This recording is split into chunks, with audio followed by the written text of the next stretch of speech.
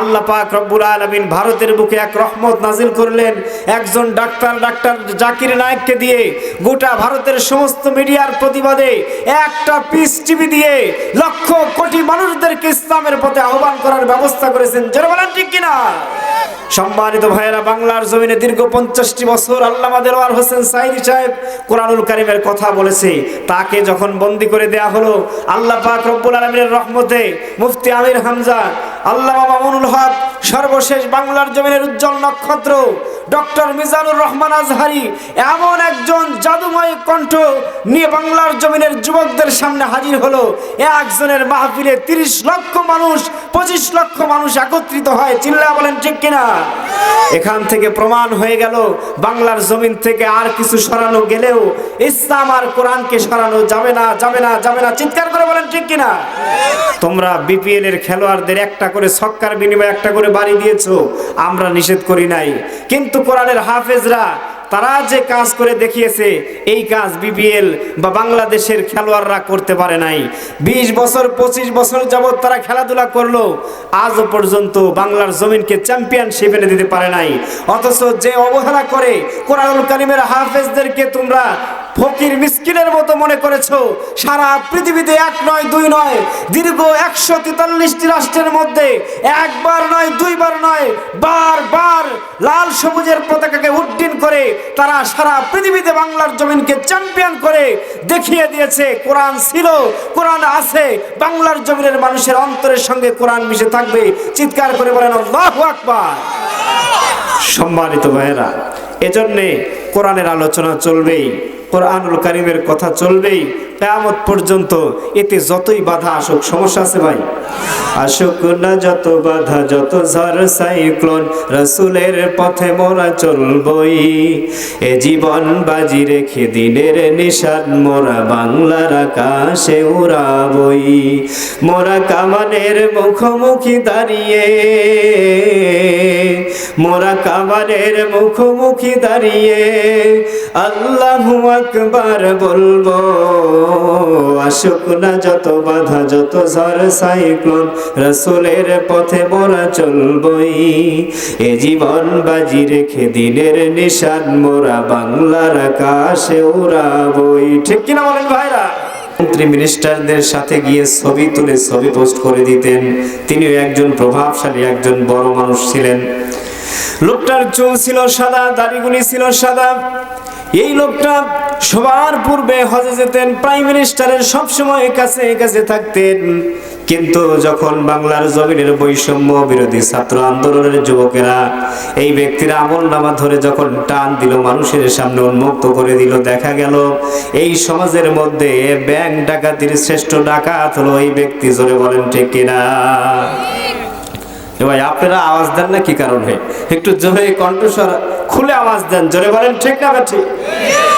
বন্ধুরা আমার, ভাইরা আমার, মুমিন তো এমন হতে পারে না অন্যায়কে প্রশ্রয় দিবে, সেটা যদিও নিজের পিতা করে। জোরে বলেন ঠিক কিনা? যদি তাই হতো হযরত ইব্রাহিম আলাইহিস সালাম নিজের পিতার বিরুদ্ধে কথা বলতেন না। হযরত ইব্রাহিম আলাইহিস সালাম একাই মুমিন ছিলেন, সারা পৃথিবীর সব মানুষ তার সামনে কাফের ছিল। জোরে বলেন ঠিক কিনা? আল্লাহ পাক রব্বুল আলামিন জাতির পিতা তাকে বানালেন। আজকে বাংলার জমিনে জাতির পিতা নিয়ে মতানৈক্য আছে না নাই? জোরে বলেন আছে না নাই? আল্লাহ পাক যাকে সার্টিফিকেট দিলেন জাতির পিতা, দেখেন তিনি একাই শিরকের বিরুদ্ধে, জুলুমের বিরুদ্ধে, মুরতাদদের বিরুদ্ধে, মুশরিকদের বিরুদ্ধে একাই দাঁড়িয়ে গেছেন। এমনকি নিজের আপন পিতা পর্যন্ত তার বিরুদ্ধে চলে গেছে। অগ্নিকুণ্ডলিতে ফেলার সময় পিতা যখন বিরুদ্ধে চলে গেল, হযরত ইব্রাহিম কি একটা বারের জন্যও পিছপা হয়েছিলেন ভাই? জোরে বলেন পিছপা হয়েছিলেন? একটা বারের জন্যও পিছপা হন নাই। জাতির পিতা তো তিনি, যিনি সারা পৃথিবী একদিকে আর তিনি নিজেই একদিকে হয়ে আল্লাহ পাক রব্বুল আলামিনের তাওহীদের পক্ষে আওয়াজ তুলেছেন। চিৎকার করে বলেন আল্লাহু আকবার।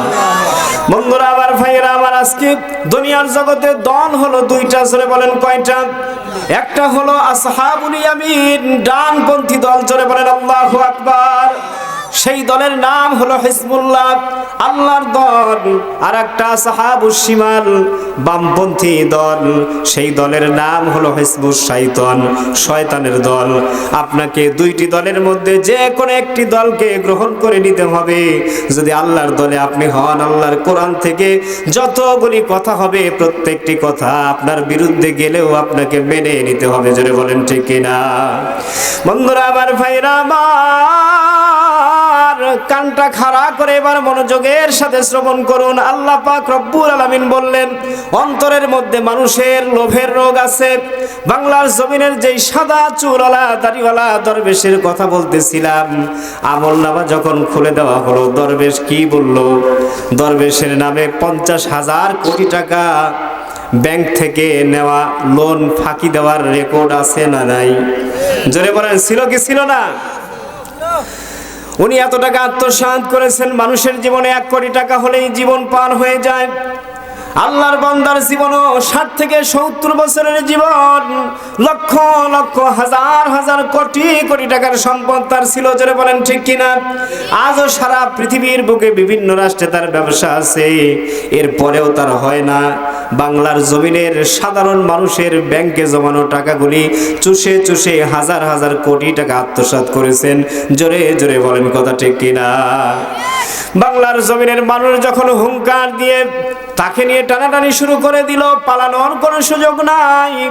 এইবার আল্লাহর বান্দা চুরি করে বাংলার মানুষের কাছ থেকে পালিয়ে যখন চলে যেতেছে, সারাটা জীবন ভরে সাদা চুল সাদা দাড়ি নিয়ে হজের সময় সবার আগে যেই ব্যক্তি হজ করতেন, তার আমলনামা যখন বের হয়ে গেল, সে তখন শেভ করে পালাতে বাধ্য হয়েছে। জোরে বলেন ঠিক কিনা?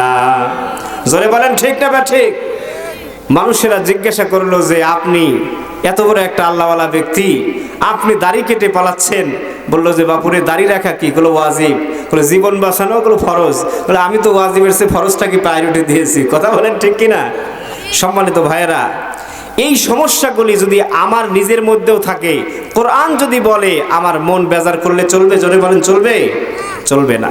এই কথাগুলি যখন জাতির সামনে উন্মুক্ত হয়, এক শ্রেণীর মানুষ মুখ গোমরা করে বের হয়ে যায়। জোরে বলেন ঠিক কিনা?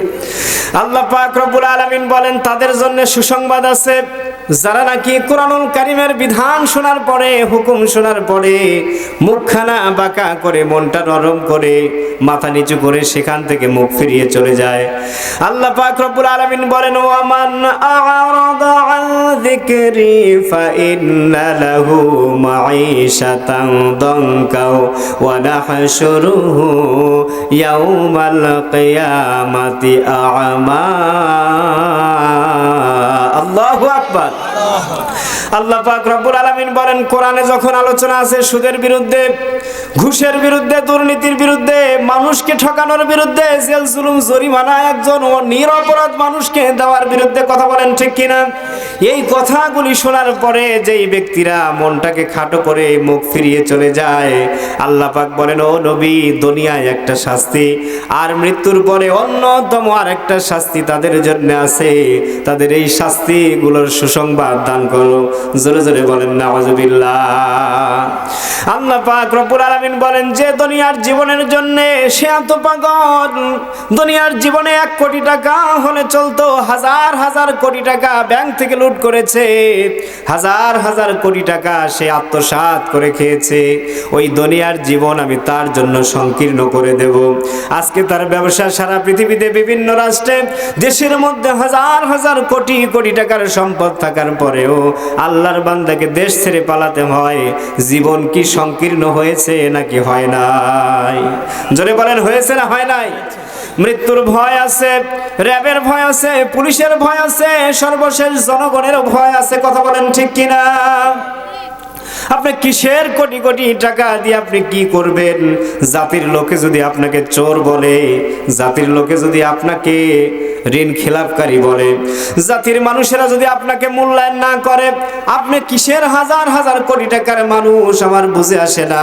আল্লাহ পাক বলেন, ওদের দৈনন্দিন জীবন, পৃথিবীর জীবনটাকে আমি সংকীর্ণ করে দিয়েছি। রাত্রে ঘুমোতে যাবে, ওষুধ ছাড়া ওদের ঘুম আসবে না। জোরে বলেন ঠিক কিনা? বন্ধুরা আমার, ভাইরা আমার, এই মানুষগুলির দুনিয়ায় হলো এই শাস্তি, আর মৃত্যু যখন হয়ে যাবে কাল কিয়ামতের ময়দানে মুসিবতের দিনে সকল মানুষই চোখ নিয়ে আল্লাহর দরবারে উঠবে। এই মানুষগুলির চোখ থাকবে না যারা কোরআন থেকে মুখ ফিরিয়ে নিয়েছে। এই মানুষগুলি অন্ধ হয়ে আল্লাহর দরবারে উঠবে। জাতির সব মানুষেরা ধিক্কার দিবে, এরা কারা? আজকে এই বিভীষিকাময় পরিস্থিতির মধ্যে কানা মানুষগুলো কোত্থেকে আসলো? আল্লাহর ফেরেশতারা ডাক দিয়ে বলবে, ওই যে দুনিয়ার জগতে তারা কোরআনুল কারীম পেয়েছিল, আলোচকদের আলোচনা শুনেছিল, কোরআন দিয়ে সব কিছু হয়েছে, তারা পছন্দ করে নাই, মাহফিল বন্ধ করে দিয়েছে, মুখ ফিরিয়ে নিয়েছে। যখনই তাদের বিরুদ্ধে কথা গেছে তারা সেই মাহফিলগুলোকে বন্ধ করার পাই তারা করেছে।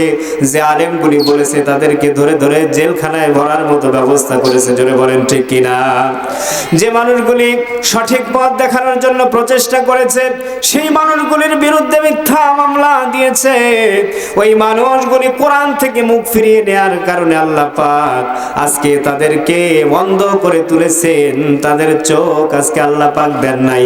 জোরে জোরে বলেন সুবহানাল্লাহ। সম্মানিত ভাইরা, শ্রেষ্ঠ ঔষধ হলো কোরআন। কথা বলেন ঠিক কিনা? লোভের রোগ আছে, আপনি কোরআনের কাছে আসেন। কোরআনুল কারীম বলল যে লোভ করা যাবে না। কথা বলেন ঠিক কিনা? কোরআনুল কারীম বলে অহংকার করা যাবে না। এক সরিষার দানা সেটাকেও যদি 70 ভাগ করা হয়, সামান্য থেকে সামান্য অনু পরিমাণ যদি আপনার ঈমান থাকে, আল্লাহ পাক আপনাকে জান্নাত দান করবেন। পক্ষান্তরে অনু পরিমাণ সরিষার দানা পরিমাণ অহংকার যদি আপনার ভিতরে থাকে, আল্লাহ পাক বলেছেন ওই অহংকারী ব্যক্তি কখনোই জান্নাতে যেতে পারবে না। আপনি জান্নাতে যাওয়ার স্বপ্ন বুকে লালন করছেন, কিন্তু যখন আপনার অন্তরের মধ্যে অহংকার এত বেশি চেপেছে, আপনি আল্লাহর নাম পর্যন্ত সংবিধান থেকে মুছে দিতে চান, চিৎকার করে বলেন ঠিক কিনা? ঠিক। বন্ধুরা আমার, ভাইরা আমার, আমি আলোচনা করলাম, আমি তাকবীর দেওয়ালাম, বললাম আল কোরআনের আলো। আপনারা বললেন ঘরে ঘরে জ্বালো। ঘরে ঘরে জেলে আপনারা কি করবেন? যদি সংসদ হয়ে যায় কোরআন ছাড়া দুনিয়ার মানুষ ঘরে জানলে কোনো লাভ হবে না। একটা বিমানের মধ্যে সেখানে মুফতি আছে, মুহাদ্দিস আছে, সেখানে কারি আছে, দার্শনিক আছে, বিজ্ঞানী আছে, সবাই আছে, সব শ্রেণীর মানুষরা আছে। কিন্তু যিনি ককপিটের মধ্যে বসে আছেন, বিমান চালক, এই লোকটা সে যদি সঠিক লোক না হয়, তার মন মানসিকতা যদি খারাপ থাকে, পিছনের সমস্ত মানুষগুলি, যাত্রীগুলি সবাই যাবে মক্কা মদিনায়, কিন্তু সামনে যেই লোকটি বিমান পরিচালনা করছে, এই লোকের চিন্তা হলো আমি যাব ইসরায়েলে, আমি যাব যুক্তরাষ্ট্রে। আপনারা বলেন তো, পিছনের সমস্ত হুজুররা মিলে যদি দোয়া করে, আল্লাহ আমাদের এই বিমানটাকে তুমি মক্কা মদিনায় পাঠাও, আর ড্রাইভার যে পাইলট সে যদি চিন্তা করে না আমি ইহুদিদের রাষ্ট্রে যাব, আমি যুক্তরাষ্ট্রে যাব, আপনারা জবাব দেন তো, বিমানটা প্রকৃতপক্ষে সৌদি আরবে যাবে নাকি যুক্তরাষ্ট্রে যাবে? জোরে বলেন, কোথায় যাবে? তো যেখান থেকে আইনের প্রণয়ন হয়, যেখানকার আইন বাস্তবায়ন হয় রাষ্ট্রে, সেই জায়গা যদি আপনারা কোরআনের আলো না জ্বালাতে পারেন, তাহলে সারা বাংলার জমিনে ঘরে ঘরে জেলে কোনো লাভ হবে ভাই? জোরে বলেন, লাভ হবে? তাহলে এখন থেকে স্লোগান কি হবে? আল কোরআনের আলো, ওই মুখস্থ হয়ে গেছে, ঘরে ঘরে চালো, সংসদে জালো। ভয় লাগে আপনাদের? ভয় লাগে? হ্যাঁ, না আপনাদের ভয় লাগতেছে। ভবানীপুরের লোকের এত সাহস কম না। আপনারা কি আশপাশের এলাকা থেকে আসছেন নাকি? আল কোরআনের আলো, আল হাদিসের আলো, লিল্লাহে তাকবীর, আল্লাহু আকবার। বন্ধুরা আমার, ভাইরা আমার, ভবানীপুর ভাটপাড়া এই যে মসজিদ জান্নাতুল মাওয়া জামে মসজিদের সামনে মনে করেন কুকুর মারা গেছে, কুকুর পচে গলে গন্ধ বের হয়েছে। ইমাম সাহেব দুপুরে নামাজের সময় যখন প্রবেশ করবেন, দেখলেন সামনে একটা কুত্তা মারা গেছে। ইমাম সাহেব পা ফেলবে, পানি নিয়ে তারা সামনে হাজির হয়েছে, কিছু বলার মতো কোনো উপায় ছিল না। জোরে বলেন ঠিক কিনা? কিন্তু যখনই দাবার গুটি পাল্টে গেল, বাংলার জমিন থেকে হুঙ্কার ছেড়ে নেতৃবৃন্দ যারা দায়িত্ব নিলেন তারা বললেন, আগামী দিনে বাংলার কোনো যুবকের লাশ, বাংলাদেশের একটা পশু পাখিও যদি মারা হয়, গুলি যদি একটা চলে, বাংলার জমিন থেকে 10-10টা গুলি চলবে। চিৎকার করে বলেন ঠিক কিনা? সম্মানিত ভাইরা, সিলেটে তাকিয়ে দেখেন, আজকে গতকালকে দেখতে পেলাম যে আমাদের বিজিবির একজন ভাই আমাদের পার্শ্ববর্তী রাষ্ট্রের আরো 4-5 জন তাদের বর্ডার গার্ডদের সঙ্গে তর্কে জড়িয়ে গেছে। আমি দেখতে পেলাম কে যেন একজন ব্যক্তি সে ভিডিও করে দেখাচ্ছে যে কয়েকজন যুবক ছেলে যাদের শরীরে কাপড় নাই, সেখানে কামলা দেওয়ার জন্য গিয়েছিল, ওরা দৌড়িয়ে ছুটে গেছে। বিজিবি যে একা, ওর সঙ্গে আরো 4-5 জন দৌড়ে ছুটে গেছে। যাওয়ার পরে ওদের হাতে কোনো অস্ত্র নাই, কোনো কিচ্ছু নাই। ভারতের তাদের যে বর্ডার গার্ড যারা আছে তাদের অস্ত্রগুলিকে, তাদের বড় বড় রাইফেলগুলিকে তারা হাত দিয়ে টেনে ধরতেছে। একজন তো লাঠি নিয়ে গেছে মারার জন্য। কথা বলেন ঠিক কিনা? বাংলার যুবকেরা প্রমাণ দিচ্ছে বাংলাদেশ ছোট হতে পারে, বাংলার জনসংখ্যা কম হতে পারে, কিন্তু এই 56,000 বর্গ মাইলের এই রাষ্ট্রে তোমাদের ক্ষমতাগিরি, তোমাদের ভাব দেখানো, তোমাদের যে বাংলার জমিনকে দাবিয়ে রাখার পরিকল্পনা আর যুবকেরা চলতে দেবে না। জোরে বলেন ঠিক কিনা? সম্মানিত ভাইয়েরা, এই যে সৎ সাহস, দেশের জন্য ভালোবাসা, এটাও একটা ইমানের অঙ্গ। কথা বলেন ঠিক কিনা? এই ইমানের অঙ্গের পরিচয় দেওয়ার দরকার আছে না নাই? বন্ধুরা আমার, ভাইয়েরা আমার, শাহাদাতের মৃত্যু হলো সবচাইতে শ্রেষ্ঠতম মৃত্যু। শহীদের মৃত্যু হলো সবচাইতে শ্রেষ্ঠতম মৃত্যু। কোরআনুল কারীমের মধ্যে একজন শহীদের কথা বলা হয়েছে। একটি সূরার মধ্যে প্রথম কয়েকটি আয়াতে একজন শহীদের বৃত্তান্তগুলিকে তুলে ধরা হয়েছে। সেখানে অনেকগুলি মুসলিম পরিবারকে তারা নির্যাতন করে হত্যা করেছে, তাদের ঘটনা তুলে ধরা হয়েছে। যদি জানতে চান আপনাদের সামনে বলবো। জানতে চান তো? হ্যাঁ, আপনারা অনেকেই ঘুমায় গেছেন, অনেকেই চিন্তা করতেছেন যে হুজুর রাত অনেক হয়ে গেল, কেবল 11টা 20 বাজে, আর সামান্য কিছু সময় চলবে না চলবে না? ভাই জোরে বলেন, চলবে না চলবে না? বন্ধুরা আমার, ভাইয়েরা আমার, আল্লাহ পাক রব্বুল আলামিন পবিত্র কোরআনুল কারীমের মধ্যে একটি সূরা নাজিল করেছেন। সূরার নাম হলো সূরাতুল বুরুজ। জোরে বলেন, নাম কি?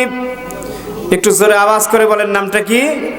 সূরার নাম হলো সূরাতুল বুরুজ। বুরুজ শব্দের অর্থ হলো নক্ষত্ররাজি।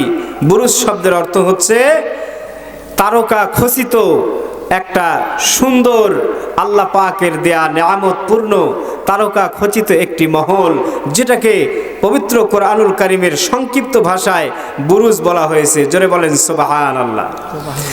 বন্ধুরা আমার, ভাইয়েরা আমার, আল্লাহ পাক রব্বুল আলামিন সূরা বুরুজ নাজিল করলেন। এই সূরা বুরুজের মধ্যে আল্লাহ পাক রব্বুল আলামিন কিছু ঈমানদারদের এই শহীদি মৃত্যুর বর্ণনা আল্লাহ পাক রব্বুল আলামিন তুলে ধরলেন।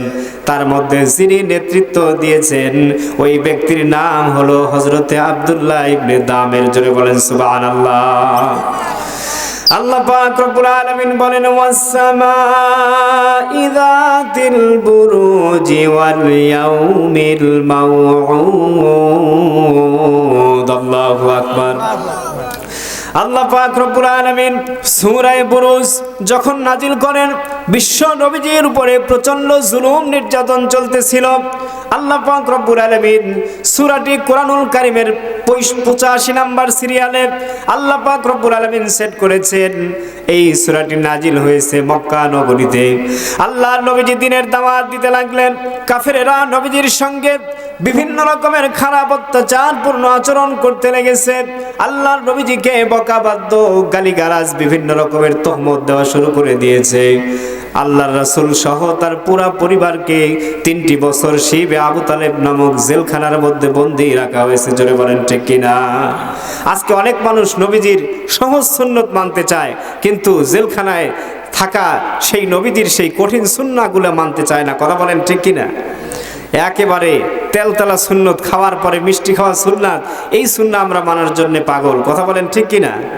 সুন্নাত নয় শুধু দাওয়াতের মেহমান, সুন্নাত নয় শুধু খাওয়া শেষে মধুপান, আরো কিছু সুন্নাত আছে তুমি জানো কি? জানলেও জীবনে কখনো তা মানো কি? কথা বলেন ঠিক কিনা? সুন্নাত শুধু নয় নমনীয় আলাপন, সুন্নাত প্রয়োজনে হুঙ্কার গর্জন। চিল্লা বলেন ঠিক কিনা? সুন্নাত শুধু নয় মেষ চড়াতে যাওয়া, আর সুন্নাত হলো রাষ্ট্রনায়ক হওয়া। সমাজ বিনির্মাণে খালিদ মোরানি আবু বকরের মতো পাশে থাকো কি, আর কিছু সুন্নাত আছে তুমি জানো কি, জানলেও জীবনে কখনো তা মানো কি। চিল্লা বলেন ঠিক কিনা? বন্ধুরা আমার, ভাইরা আমার, নবীজির উপর অকথ্য জুলুম নির্যাতন হচ্ছিল। আল্লাহ নবীজি দিশেহারা হয়ে গেছেন। আল্লাহ পাক রব্বুল আলামিন তার প্রিয় বন্ধু বিশ্ব নবীজিকে সান্ত্বনা দিতেছেন। ও নবী, তোমার মনটা বড় অসহায় বোধ করছে, কষ্ট লাগছে তোমার। ও নবী, তোমার শরীরের মধ্যে কেউ যদি আঘাত করে, কেউ যদি তোমাকে কিছু বলে, আমি আল্লাহ পাক রব্বুল আলামিন সহ্য করতে পারি না। কিন্তু এই দিন ইসলাম কায়েম করার জন্য তো তোমাকে কষ্ট সহ্যই করতে হবে। জোরে বলেন ঠিক কিনা?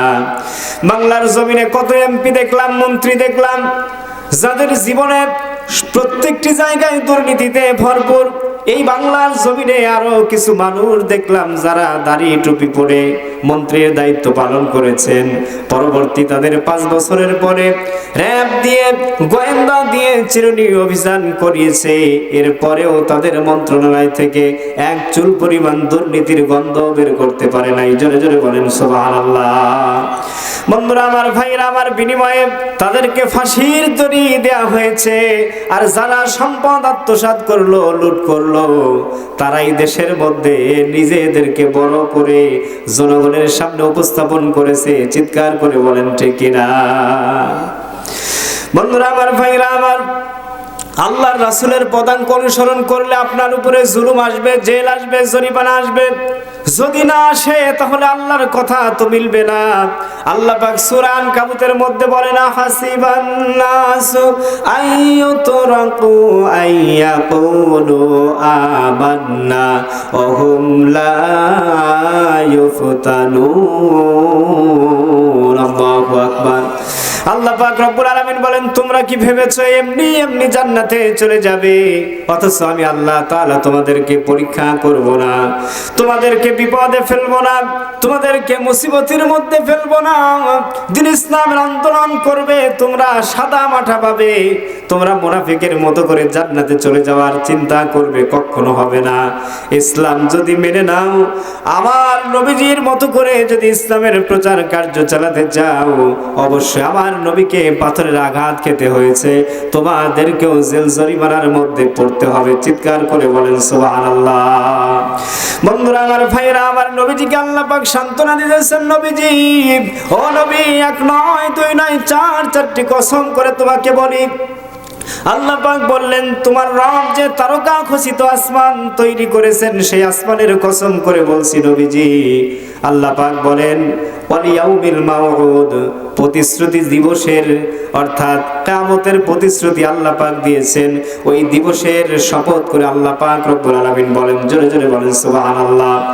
এরপরে জুমার দিনের শপথ করেন আল্লাহ পাক, আরাফাতের দিনের শপথ, 4টি শপথ করার পরে আল্লাহ পাক বলছেন, কুতিলা আসহাবুল উখদুদ।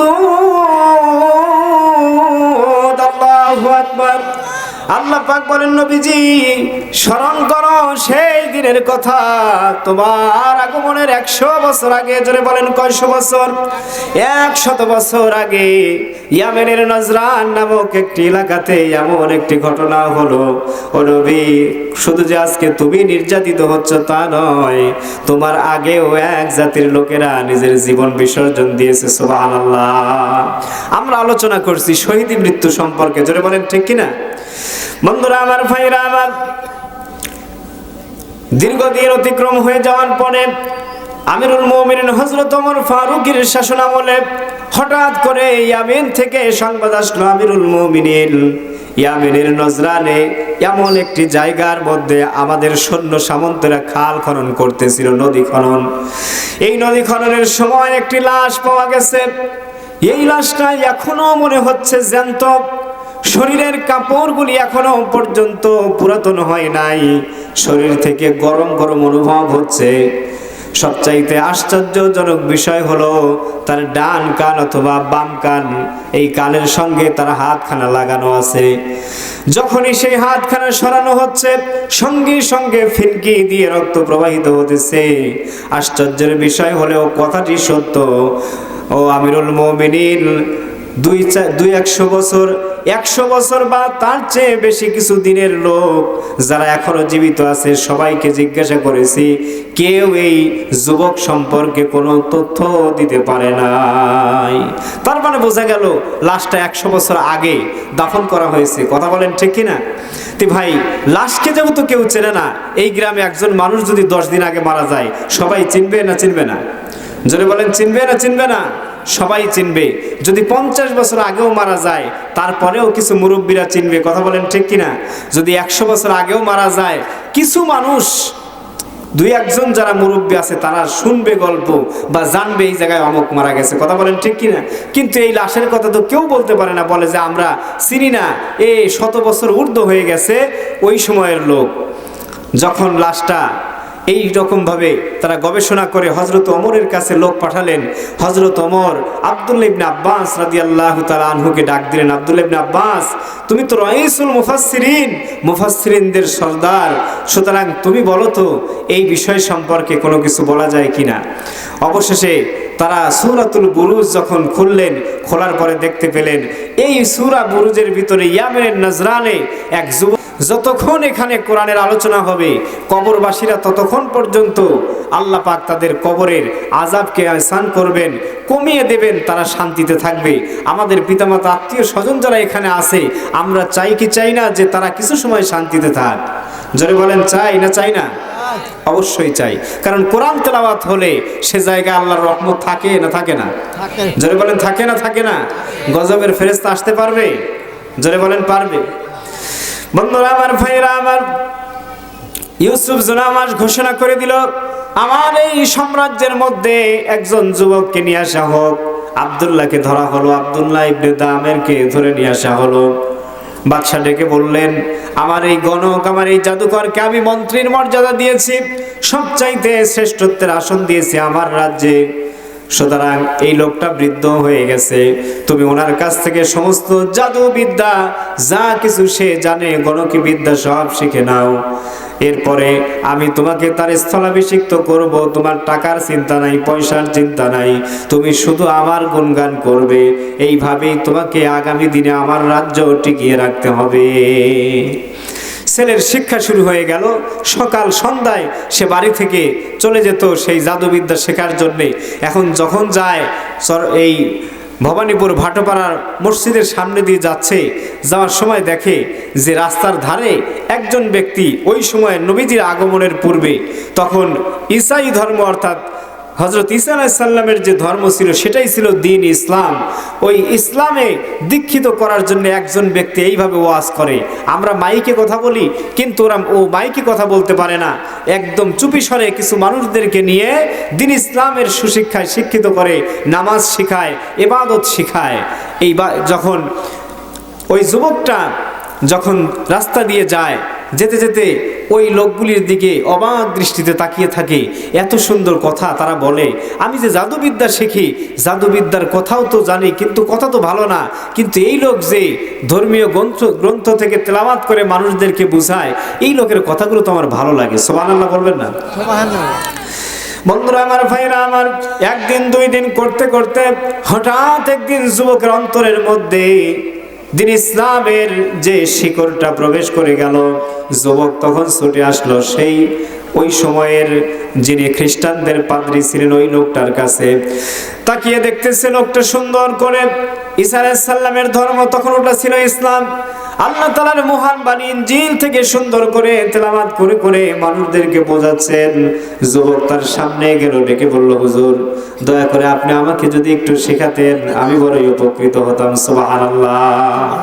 আজকে বাংলার জমিনে যুবকদেরকে কোরআন শেখানো হয়, কথা বলেন ঠিক কিনা? ওই সময় ইনজিল কিতাব থেকে তাদেরকে শিক্ষা দেওয়া হচ্ছিল।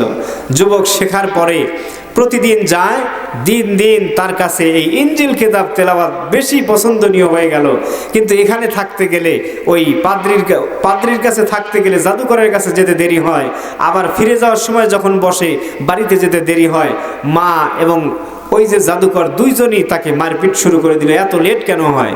বলতেও পারে না, যদি শোনে রাজা শুনতে পারলে তো সব শেষ করে দেবে, কথা বলেন ঠিক কিনা? অবশেষে যখন যুবক মোটামুটি আকারে পারদর্শী, কিন্তু উভয় পক্ষের চাপ সহ্য করতে পারছে না, যুবক এবার পাদ্রীকে বলল যে হুজুর আমি তো প্রতিদিন এরকমভাবে ফাঁকি দিয়ে দিয়ে আপনার ক্লাস করি, আপনার কাছ থেকে শিখি, কিন্তু দুই পাশেই তো আমাকে মারপিট করে। তখন পাদ্রী শিখিয়ে দিল যে তুমি এই জায়গায় গিয়ে বলবে ওখান থেকে ছাড়তে দেরি হয়েছে, ওইখানে বলবে যে আমার বাড়ি থেকে ছাড়তে দেরি হয়েছে। কৌশল করে চলে তাও ইসলামের দীক্ষা তোমাকে নিতেই হবে। নিতে নিতে যুবক আল্লাহ পাকের ইসমে আজম শিক্ষা গ্রহণ করলেন। জোরে জোরে বলেন সুবহানাল্লাহ। বন্ধুরা আমার, ভাইয়েরা আমার, আল্লাহ পাক রব্বুল আলামিন কি কারিশমা সামনেই দেখিয়ে দিবেন। পাদ্রীর কিছু করতে হলো না। ওই যে যুবক তার নিষ্পাপ মনের মধ্যে ইসলামের সুশিক্ষা প্রবেশ করেছে। এইবার যুবক রাস্তা দিয়ে চলতেছে, যেতে যেতে হঠাৎ করে আল্লাহ পাক রব্বুল আলামিনের কি নিয়ামত! একটা দিন দেখা গেল অনেকগুলি মানুষ একত্রিত হয়ে গেছে। ভবানীপুরের রাস্তা এপাশ থেকে ওপাশ আটকে দিয়েছে একটা বিশাল হিংস্র প্রাণী। কোন কোন মুফাসসির বলেন সেই প্রাণীটা ছিল বড় ধরনের একটা বাঘ অথবা সিংহ, কেউ কেউ বলেন বিশাল বড় একটা হিংস্র প্রকৃতির অজগর সাপ। পুরা রাস্তাটা আটকে দিয়েছিল, মানুষ ভয়ে কাছেই যেতে পারছিল না। যুবক এইবার দেখলো অনেকে অনেক চেষ্টা করছে, মানুষের কষ্ট হতেছে। এইবার যুবক চিন্তা করলো, মনে মনে ফোন দিয়ে আটলো, আমি যে জাদুবিদ্যা শিখি ওইটাই সঠিক, নাকি আমি পাদ্রীর কাছে ইসলাম শিখি, যে তার ইনজিল কিতাব শিখি এইটাই সঠিক?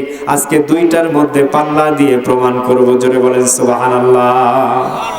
সম্মানিত ভাইয়েরা, অবশেষে যুবক দুইটা পরেই ফু দিল, দুইটি পাথর দিয়ে পাদ্রীর দেয়া যে আমল সেটা দিয়ে যখন ফুৎকার দিল, ছোট্ট একটা ঢিল বিশাল বড় অজগরের গায়ে লাগার সাথে সাথে সে লাফালাফি করতে করতে সেখানে মারা গেল। মতান্তরে সেখান থেকে ছটফট করে পালিয়ে গেল, চিৎকার করে বললেন আল্লাহু আকবার। রাস্তা ক্লিয়ার হয়ে গেল, সবাই তাকিয়ে আছে যুবকের দিকে। এই তুমি না আব্দুল্লাহ ইবনে দামের? হ্যাঁ। তুমি এই বিদ্যা কিভাবে শিখলে? ছোট্ট পাথর দিয়ে ঢেল দিলে, আমরা এতক্ষণ চেষ্টা করছি কোনো কাজ হয় না। বলে যে এটা আমি শিখেছি, এটা আল্লাহ পাকের কালাম। জোরে বলেন আল্লাহু আকবার। বন্ধুরা আমার, ভাইরা আমার, যুবক এইবার বলল এটা আল্লাহ পাকের কালাম। মানুষের কাছে পরিচিত হয়ে গেল, মানুষেরা তার কাছে ভিড় জমাতে লাগলো। পক্ষান্তরে পর্যায়ক্রমে যুবকের কাছে এসে অনেকেই বলে যে বাবা তুমি তো জানাশোনা ব্যক্তি, আমার মেয়ের মাথা ব্যথা, আমার ছেলের চোখ ব্যথা, কান ব্যথার সমস্যা, একটু সারা দিয়ে দাও। বলে আমি তো কিছুই দিতে পারি না, আল্লাহ রব্বুল আলামিন সব কিছু সারাতে পারেন। জোরে বলেন সুবহানাল্লাহ। তোমরা যদি আল্লাহর প্রতি বানানো, আমি তোমাদের জন্য ট্রিটমেন্ট দিতে পারি। সুবহানাল্লাহ বলবেন না? সুবহানাল্লাহ। যেই সুস্থ হয়ে যায় সেই আল্লাহর প্রতি ঈমান আনতে শুরু করলো। জোরে বলেন আল্লাহু আকবার। এরপরে চলে আসলো জন্ম অন্ধ, চোখ নাই, চোখ নষ্ট হয়ে গেছে। এই শ্রেণীর মানুষ এসে বলল, যুবক তুমি কি আমার চোখ ভালো করে দিতে পারবে? আপনারা অনেকেই জানেন না, হযরতে ঈসা আলাইহিস সালামকে আল্লাহ পাক যে মুজিজা দিয়েছিলেন, অন্যতম মুজিজা ছিল ঈসা আলাইহিস সালাম একজন জন্ম অন্ধ ব্যক্তি, যার জীবনেও কোনোদিন চোখ নাই, চোখ নিয়ে জন্ম গ্রহণ করে নাই। ওই ব্যক্তির চোখের উপরে হাত বুলিয়ে দিত আর বলতো আল্লাহ রব্বুল আলামিনের নির্দেশে আল্লাহ পাক তুমি তাকে চোখ দান করো, বা আল্লাহ রব্বুল আলামিনের নির্দেশে চোখ হয়ে যাও। সঙ্গে সঙ্গে আল্লাহর বান্দার চোখ আল্লাহ পাক দিয়ে দিতেন। সুবহানাল্লাহ। অন্ধ ভালো হয়ে যেত, জন্ম অন্ধ ভালো হয়ে যেত, এই সুযোগ তাকে দেয়া হয়েছিল। কবরের সামনে গিয়ে দাঁড়াতেন, বলতেন কুম্বি ইজনিল্লাহ, আল্লাহর নামে দাঁড়িয়ে যাও। 1000 বছরের পুরাতন কবরের লাশ সঙ্গে সঙ্গে তাজা জ্যান্ত মানুষে রূপান্তরিত হয়ে ঈসা আলাইহিস সালামের ডাকে সাড়া দিয়ে দাঁড়িয়ে যেত। জোরে বলেন আল্লাহু আকবার। বন্ধুরা আমার, ভাইরা আমার, ওই যুবককে আল্লাহ পাক কিছু কারামত দিলেন। চোখের উপরে হাত রেখে আল্লাহর কাছে দোয়া করত, রব্বুল আলামিন তুমি দয়া করে এই লোকের চোখ ভালো করে দাও। সঙ্গে সঙ্গে ভালো হয়ে যেত। ইসমে আজম পরে ফু দিতেন, মানুষ ভালো হয়ে যেত। এরকম ঘটনা যখন চারিদিকে ছড়িয়ে পড়ল, ওই যে ইউসুফ জুনাওয়াশ বাদশার একজন মন্ত্রী ছিল, সেই মন্ত্রীর চোখ নষ্ট হয়ে গিয়েছিল, মন্ত্রণালয় থেকে তাকে বের করে দেয়া হয়েছে। সে যখন জানতে পারলো অমুক এলাকায় অমুক যুবক চোখে হাত দিলে চোখ ভালো হয়ে যায়, সঙ্গে সঙ্গে সে তার কাছে চলে গেল। যাওয়ার পরে সে যখন সে বলল আমার কোনো ক্ষমতা নাই, সকল ক্ষমতার মালিক একজন, তিনি কে? এত আস্তে, জোরে বলেন তিনি কে? আল্লাহ পাক রব্বুল আলামিন বলেন তাবারাকাল্লাযী বিয়াদিহিল মুলকু ওয়া হুয়া আলা কুল্লি শাইইন কাদির। আল্লাহু আকবার। আল্লাহর চাইতে বড় ক্ষমতাশীল কেউ আছে? আল্লাহ ইজ অলমাইটি, আল্লাহ পাক সর্বশক্তিমান। চিৎকার করে বলেন আল্লাহু আকবার। একটু জিকির করি লা ইলাহা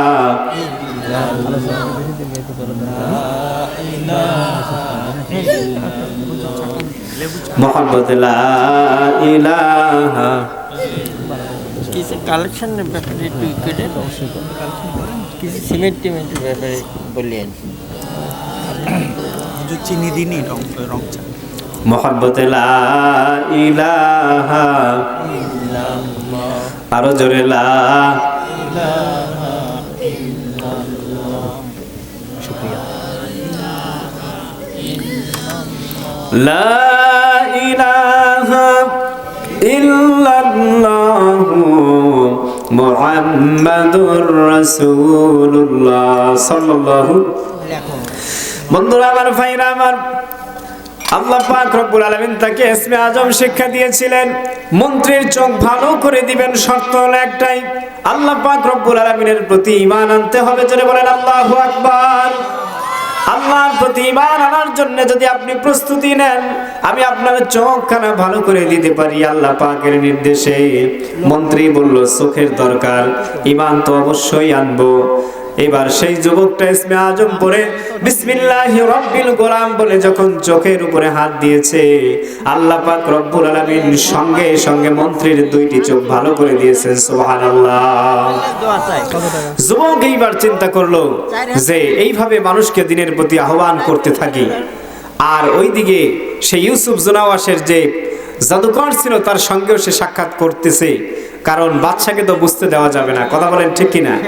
পাদ্রী ডেকে বলল, যুবক, আল্লাহ পাক তোমাকে যে জ্ঞান দিচ্ছে, যে কারামত দেখানোর সুযোগ দিচ্ছে, অচিরেই তুমি বাদশার সম্মুখীন হবে এবং বিপদ কিন্তু তোমার উপরে নেমে আসবে, সাবধানে থাকো। দেখা গেল মন্ত্রী মন্ত্রণালয়ে চলে গেছে, চোখ ছিল অন্ধ হয়ে গেছে ভালো। বাদশা বললে এই তোমার চোখ না অন্ধ হয়ে গিয়েছিল, ভালো হলে কিভাবে? বলে আল্লাহ পাক ভালো করে দিয়েছেন। বাদশা শোনার পরেই মাথা নষ্ট, এই কয়েকরি আল্লাহ পাক আবার কে আসলো? বলে হ্যাঁ, উপরওয়ালা যিনি সকল কিছুর ক্ষমতা রাখেন আমাকে সৃষ্টি করেছেন, আপনাকে সৃষ্টি করে। এই তো এতদিন পরে মাথা খারাপ হয়েছে তোমার? আল্লাহ সৃষ্টি করছে একমাত্র আমি আল্লাহ, নাউযুবিল্লাহি মিন যালিক। আমি সবকিছু বিধানদাতা, আমি সবকিছু, তুমি আমি বাদ দিয়ে আবার কার তুমি উপাসনা শুরু করলে? বাদ থাকো, সবকিছু বাদ দাও, তুমি আমাকেই পালনকর্তা হিসেবে মেনে নেবে। এছাড়া উল্টাপাল্টা কথা বললে একেবারে গর্দান উড়ে যাবে।